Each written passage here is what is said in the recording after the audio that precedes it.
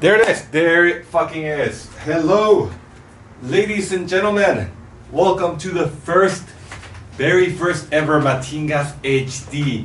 I believe this might be, because this is still a test, chapter 64, just like Nintendo 64. The graphics have improved. I'm using the Sony Alpha. I just cleaned the glasses, might as well. I'm using the Sony Alpha and a 28 2.0 lens to shoot this. I don't do video. I don't like doing video. I don't like editing video. So if this works, if the audio is good, it goes straight to my computer and straight to YouTube.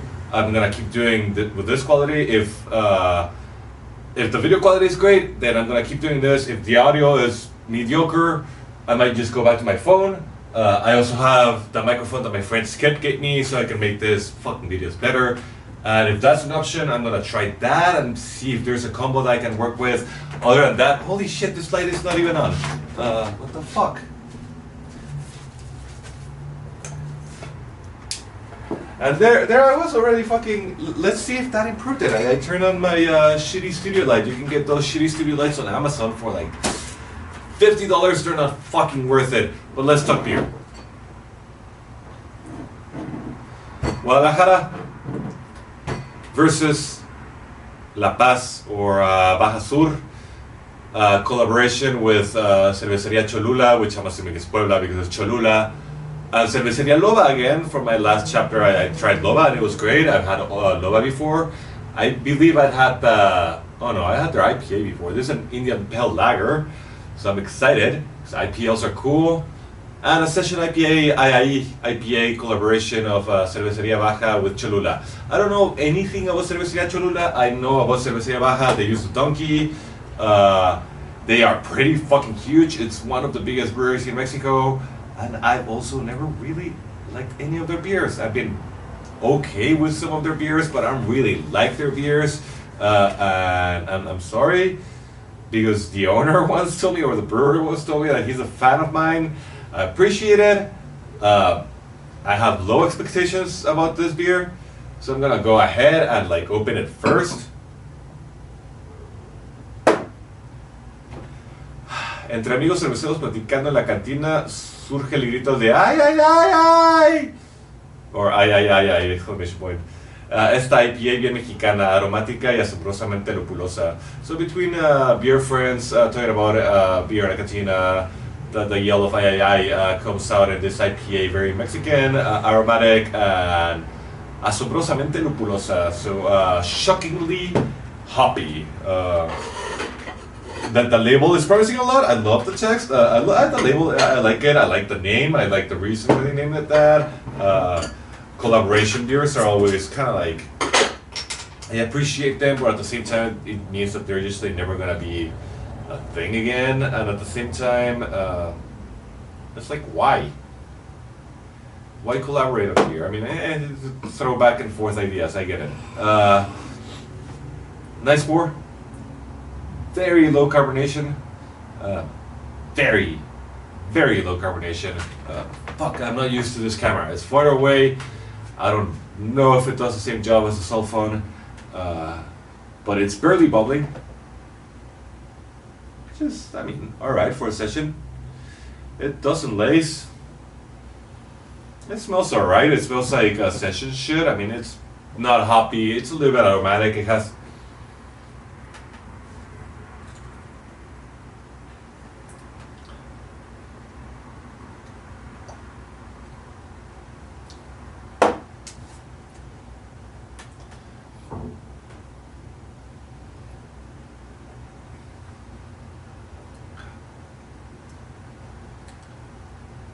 I'm confused.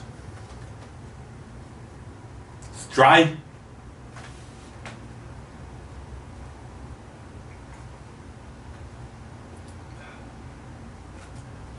It actually has nice low bubbles over here now, so that's kind of nice. Every time you take a sip, you can see still the rising bubbles. It's like malty dry. It's not really hoppy dry, but it's not really that malty. It's just kind of like sweet, and it just stops there abruptly. It's in that sense, it's dry in the way that it's just kind of like the flavor doesn't last long. It hits you with a nice session. I was gonna say I had low expectations, and I'm intrigued. Let me take more sips. It doesn't have much nose. It smells a little bit aromatic, but it doesn't have that much nose. See, my cell phone's right here. I got new messages and shit. Hopefully my friend's playing Dota now.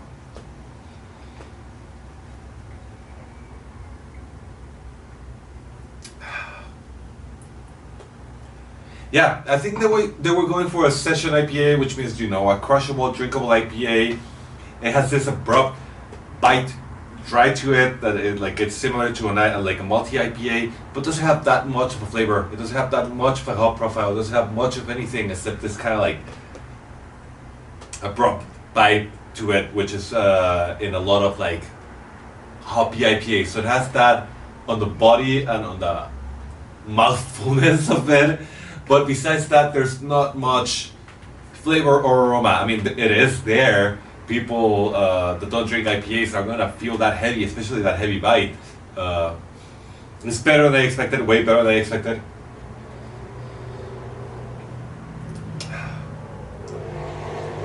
I still can't describe it right because I really like the flavor that hits you. It disappears almost immediately, dissipates. But I like it. I like it. I haven't had that many beers from Baja Artesanal that I enjoy. This is one that I would be like, yeah. It gets a seal of approval, 4.5 for my scale from -10 to 10, which, you know, it's an approval. And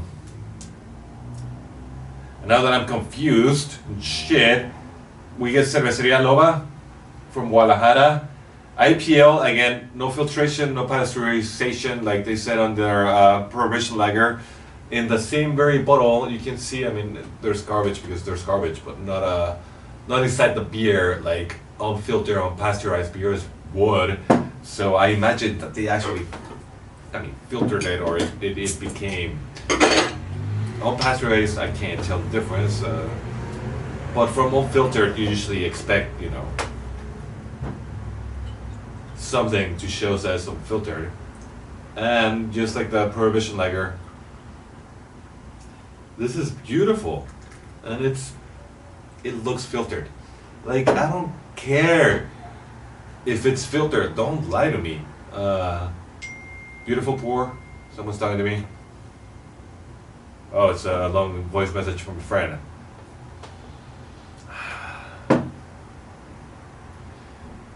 The label doesn't say anything except 4.4 alcohol from Guadalajara, Jalisco.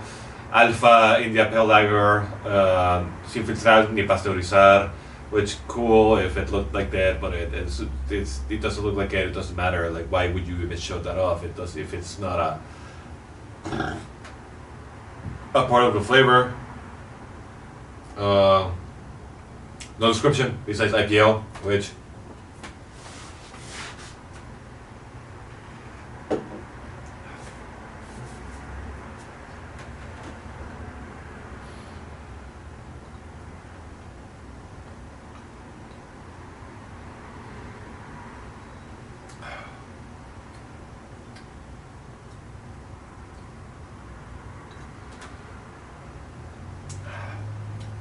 Definitely has more of that ale than the IP.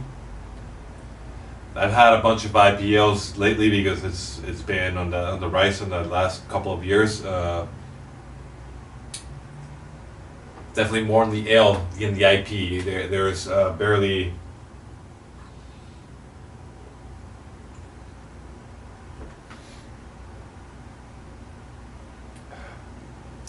Yeah, all the IPLs I've had, it usually has this like hop forward punch, followed by like a sweet lagery aftertaste, or like smoothness or lightness to it, that you're just like, oh, this is hoppy, but I can keep drinking it. I guess similar to Session IPAs. And this two are kind of similar in the same way that it has this dry bite. It's incredible that these are, even though this is a Session IPA and this is an IPL, they're similar. They're so similar. This one's higher carbonation, fast bubbles. This one, the fast bubbles occur after you take a sip.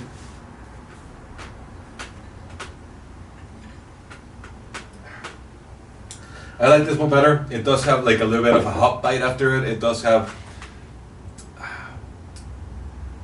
but it's dry the same way that like the flavor appears and just disappears immediately.